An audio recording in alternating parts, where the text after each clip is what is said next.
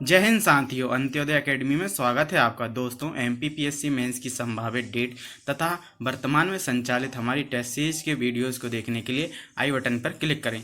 दोस्तों, मुख्य परीक्षा की इस श्रृंखला में आज हम रसायन शास्त्र के अंतिम टॉपिक संयोजकता तथा बंध के बारे में विस्तृत चर्चा करेंगे। दोस्तों, हम संयोजकता के आज प्रकार जानेंगे।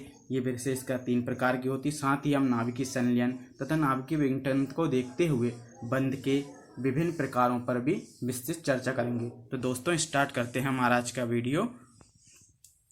संयोजकता दोस्तों, तत्वों के परमाणु के परस्पर संयोजक करने की क्षमता ही संयोजकता कहलाती है। अगर इसकी अन्य परिभाषा देखें तो किसी भी परमाणु की बाह्यतम कक्षा में पाए जाने वाले इलेक्ट्रॉनों की संख्या ही संयोजकता या वैलेंसी है।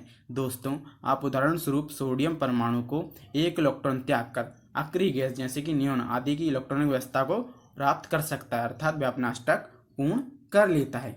दोस्तों, संयोजकता के मुख्यतः 3 प्रकार होते हैं। विद्युत संयोजकता प्रथम है। विद्युत संयोजकता क्या होता है? जब एक परमाणु से दूसरे परमाणु में इलेक्ट्रॉनों के स्थानांतरण से उत्पन्न संयोजकता विद्युत संयोजकता होती है। इसमें इलेक्ट्रॉनों का स्थानांतरण होता है। उदाहरण स्वरूप आप NaCl तथा NgCl आदि में पाई जाने वाली संयोजकता को देख सकते हैं।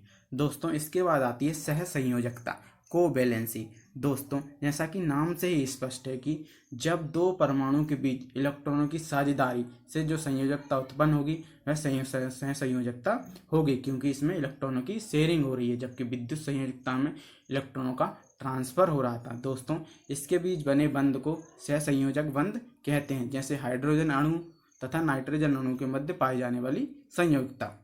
दोस्तों, उप सह संयोजकता। दोस्तों, इसमें एक परमाणु इलेक्ट्रॉन युग्म दूसरे परमाणु को प्रदान करता है। इलेक्ट्रॉन युग्म देने वाले परमाणु को दाता तथा ग्रहण करने वाले को ग्राही कहते हैं।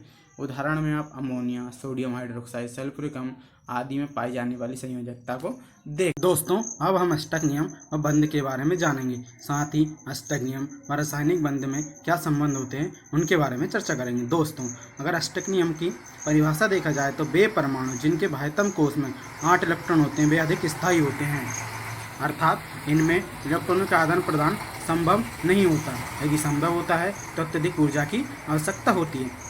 देखा जाए तो ये रासायनिक रूप से अक्रिय होते हैं, अर्थात ये क्रिया नहीं करते हैं। उदाहरण स्वरूप आप उत्कृष्ट गैसों को देख सकते हैं, क्योंकि इनके अष्टक पूर्ण होते हैं।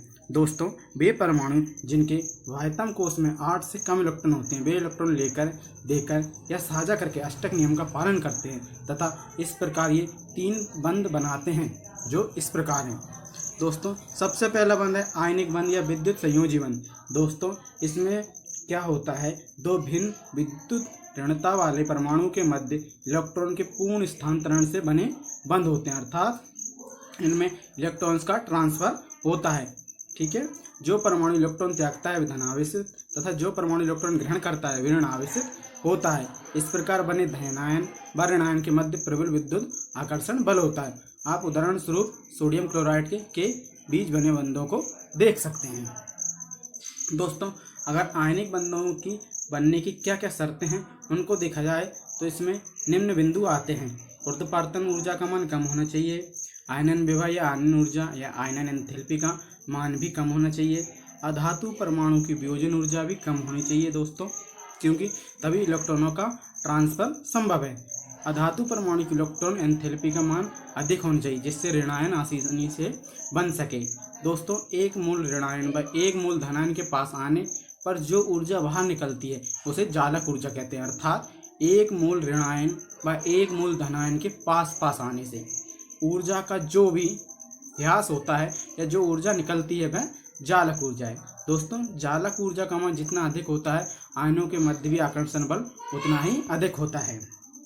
दोस्तों, अगर आयनिक बंधों के यौगिकों के गुणों की बात की जाए तो सामान्यतः इनमें यौगिकों के गलनांक कुछ होते हैं। सामान्यतः यौगिक जल में विलय होते हैं, साथ ही जलीय विलयन में विद्युत के चालक भी होते हैं। ठोस अवस्था में ये विद्युत के कुचालक होते हैं। दोस्तों, अब आयनिक बंध के बाद आते हैं सहसंयोजक बंध। दोस्तों, सहसंयोजक बंधों में परमाणु के बाह्यतम कोश में अयुग्मित इलेक्ट्रॉन के साझे होने से ये बंध बनते हैं। दोस्तों, अर्थात इनका अष्टक पूर्ण नहीं होता है तो ये अपने अष्टक पूर्ण करने के लिए इलेक्ट्रॉनों का साझेदारी या शेयरिंग करते हैं। दोस्तों, सामान्य रूप से ये 3 भागों में बांटे गए हैं, एकल बंध, द्विबंध और त्रिबंध। जब परमाणु के एक एक इलेक्ट्रॉन की साझेदारी होती है तो एकल बंध बनता है, इसको एक सीधी रेखा से दर्शाते हैं। जबकि अगर परमाणु के मध्य दो दो इलेक्ट्रॉन की साझेदारी होती है तो इसको द्विबंध कहते हैं, इसको 2 लाइन से दर्शाते हैं। साथ ही जब परमाणु के मध्य 3 इलेक्ट्रॉन की साझेदारी होती है तो इसको त्रिबंध कहते हैं और इसे 3 स्ट्रेट लाइन से दर्शाते हैं। दोस्तों, अगर सहसंयोजक बंध के प्रकार की बात की जाए तो यह 2 प्रकार के होते हैं, अध्रुवीय सहसंयोजक बंध और ध्रुवीय सहसंयोजक बंध। दोस्तों, अध्रुवीय सहसंयोजक बंधों में सामान्यतः जब सहसंयोजक बंध 2 समान विद्युत ऋणता वाले परमाणु के मध्य इलेक्ट्रॉन के साझे से जो बंध निर्मित होता है वो अध्रुवीय सहसंयोजक बंध होता है। दोस्तों, इसमें इलेक्ट्रॉन दोनों परमाणु के मध्य में रहते हैं तथा किसी भी परमाणु पर कोई आवेश नहीं पाया जाता। उदाहरण स्वरूप आप क्लोरीन, ऑक्सीजन, नाइट्रोजन के मध्य बनने वाले बंधों को देख सकते हैं। दोस्तों, इसके बाद आते हैं ध्रुवीय सहसंयोजक बंध। दोस्तों, इसमें जब सहसंयोजक बंध 2 भिन्न भिन्न विद्युत ऋणता वाले परमाणु के मध्य इलेक्ट्रॉन की साझेदारी से बनता है। दोस्तों, अध्रुवीय सहसंयोजक बंध में 2 समान विद्युत ऋणता वाले परमाणु थे, जबकि ध्रुवीय सहसंयोजक बंध में 2 भिन्न भिन्न विद्युत ऋणता वाले परमाणु हैं।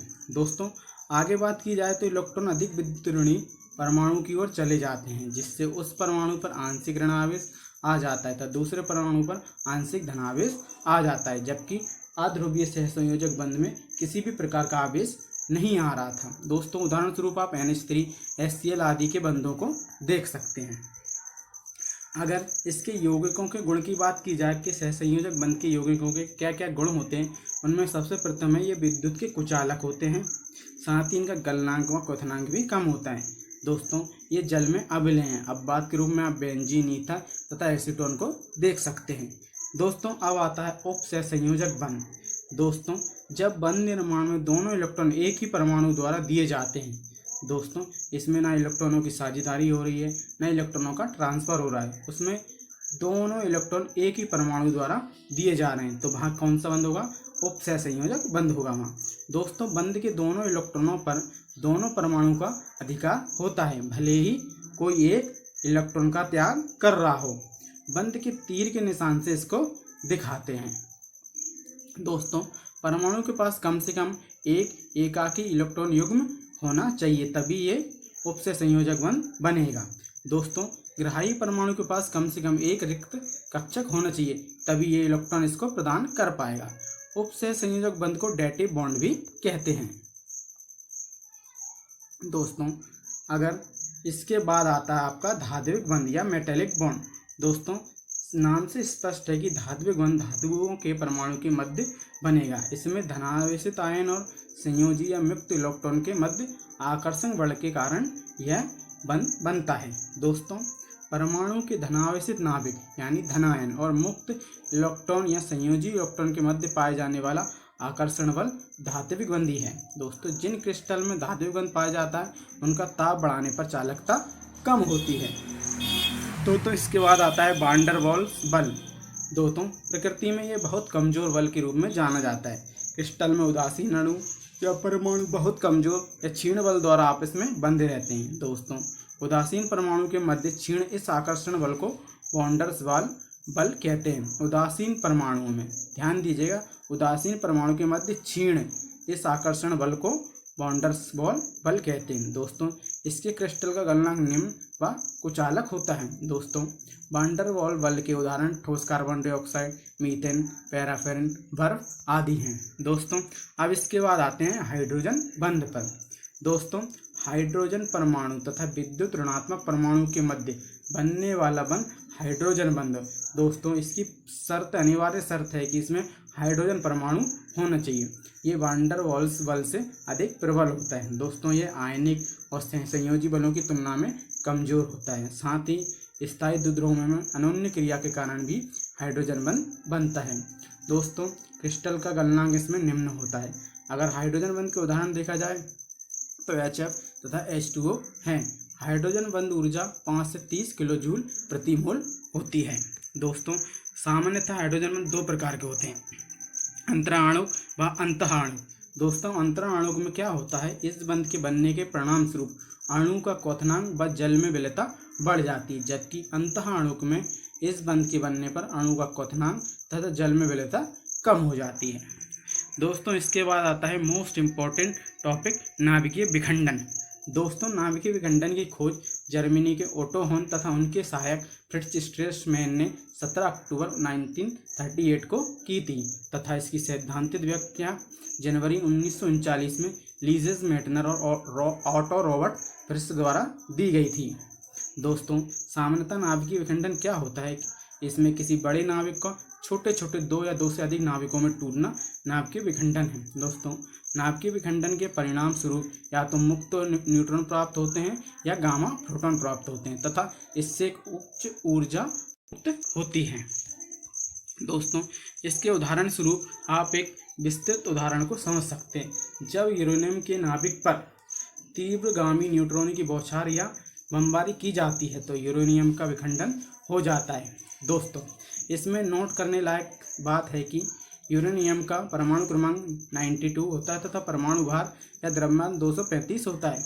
यूरेनियम के नाभिक विखंडन के बाद ये दो नाभिकों में बेरियम और क्रोमियम में टूट जाता है। उच्च स्तर की ऊर्जा मुक्त होती है जो लगभग 200 मेगा वोल्ट होती है। दोस्तों नाभिकीय विखंडन एक श्रृंखला के रूप में होता है, जो श्रृंखला इस प्रकार है। जब यूरेनियम पर न्यूट्रॉन की बमबारी की जाती है तो यह छोटे छोटे नाभिकों में टूट जाता है। जब यह एक यूरेनियम के नाभिक को तोड़ने के लिए केवल एक न्यूट्रॉन की आवश्यकता होती है, लेकिन विखंडन के बाद 3 न्यूट्रॉन प्राप्त होते हैं। जब ये 3 न्यूट्रॉन अन्य 3 यूरेनियम परमाणुओं के नाभिकों का विखंडन कर सकते हैं, जिससे कि बाद में हमें 9 न्यूट्रॉन प्राप्त होंगे जो आगे 9 यूरेनियम के नाभिकों को भी विखंडन कर देंगे। इस प्रकार आगे से यह नाभिकीय विखंडन की श्रृंखला सतत गति से चलती रहती है। नाभिकीय विखंडन की श्रृंखला को सामान्यतः 2 भागों में बांटा जाता है, एक नियंत्रित नाभिकीय विखंडन की श्रृंखला और एक अनियंत्रित नाभिकीय विखंडन की श्रृंखला। दोस्तों नियंत्रित नाभिकीय विखंडन की श्रृंखला में सामान्यतः नाभिकीय विखंडन अभिक्रिया जिसे कृत्रिम उपायों द्वारा नियंत्रित किया जा सके, अर्थात आगे केवल एक न्यूट्रॉन यूरेनियम के नाभिक को विखंडित करे और इसी प्रकार केवल एक ही न्यूट्रॉन आगे यूरेनियम अभिक्रिया को आगे बढ़ाए और संपन्न कराए, अतः इसे नियंत्रित नाभिकीय विखंडन कहते हैं। दोस्तों इसमें नाभिकीय रिएक्टर या परमाणु भट्टी के इस्तेमाल में यही विधि या यही अभिक्रिया प्राप्त होती है, जिससे प्राप्त ऊर्जा को लाभदायक कार्यों में काम में लिया जा सकता है। दोस्तों जैसे विद्युत ऊर्जा उत्पादन आदि में।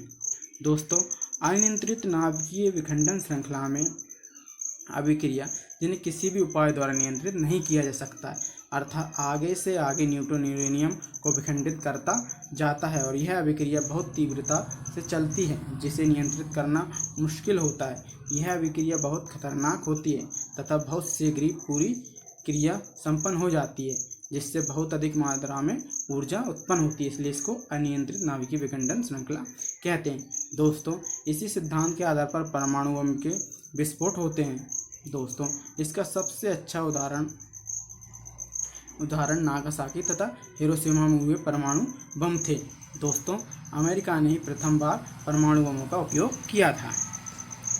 दोस्तों इसके बाद आता है नाभिकीय संलयन।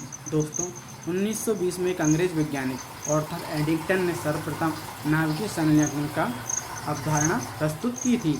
दोस्तों दो हल्के नाभिक जब परस्पर संयोग होकर भारी नाभिक बनाते हैं तो वह नाभिकीय संलयन कहलाते हैं। दोस्तों ये नाभिकीय विखंडन की तुलना में अत्यंत जटिल प्रक्रिया होती है। दोस्तों इसमें नाभिकीय संलयन क्रिया में द्रव्यमान की अधिक क्षति होने के कारण अपार ऊर्जा उत्पन्न होती है, जिसकी मात्रा नाभिकीय विखंडन की तुलना में बहुत अधिक होती है।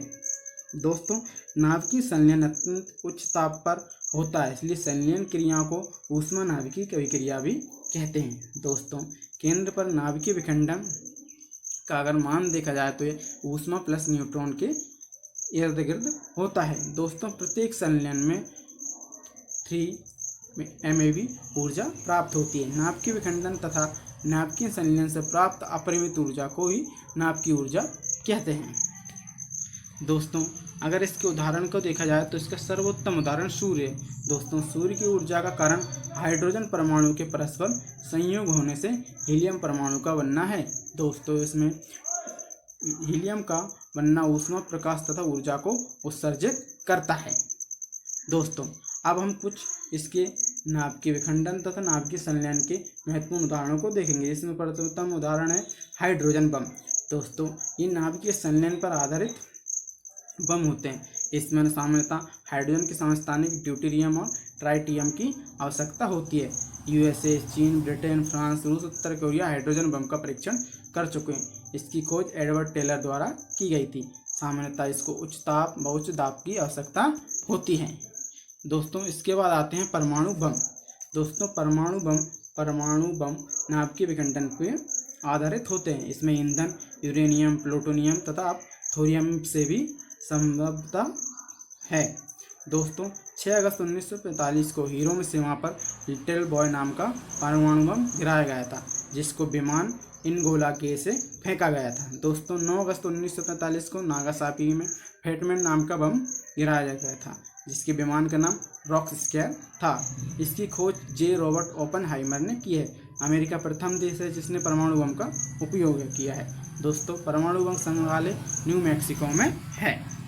दोस्तों इसके बाद आते हैं नाभिकीय रिएक्टर पर। दोस्तों नाभिकीय रिएक्टर ऐसा संयंत्र होता है जिसमें नाभिकीय विखंडन की नियंत्रित श्रृंखला को संपन्न कराया जाता है, जिससे ऊर्जा मुक्त होती है।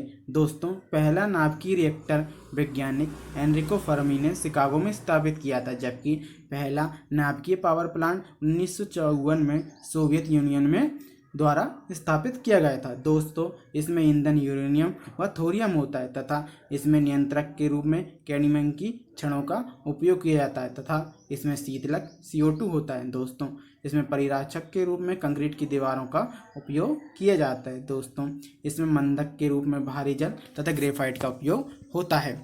दोस्तों अब हम भारत में नाभिकीय रिएक्टरों के बारे में पढ़ेंगे। दोस्तों भारत में निम्न नाभिकीय रिएक्टर हैं: Tarapur atomic power station Maharashtra, Rajasthan atomic power station Rajasthan, Madras atomic power station Tamil Nadu, Kaiga atomic power station Karnataka, Kudankulam atomic power station Tamil Nadu, Narora atomic power station Uttar Pradesh तथा Kakrapar atomic power station Gujarat में है। दोस्तों हमने आपके अभ्यास के लिए कुछ प्रश्न तैयार किए हैं जो इस प्रकार हैं। 3 मार्क्स में हाइड्रोजन बम, नाभिकीय विखंडन, संयोजकता तथा अष्टक नियम को आपको लिखना है। साथ ही 6 मार्क्स में आपको संयोजक बंध पर टिप्पणी लिखना है, नाभिकीय विखंडन तथा नाभिकीय संलयन में अंतर लिखना है तथा रासायनिक बंधों पर एक संपूर्ण टिप्पणी लिखना है। दोस्तों आप हमें अपने उत्तर एवं फीडबैक हमारे ईमेल ID, व्हाट्सएप तथा टेलीग्राम ग्रुप पर भेज सकते हैं। साथ ही इसकी PDF आप डिस्क्रिप्शन बॉक्स से डाउनलोड कर सकते हैं। दोस्तों हमारी वीडियोस को लाइक करें, हमारी वीडियोस पर कमेंट करें तथा हमारी वीडियोस पर शेयर करें। धन्यवाद।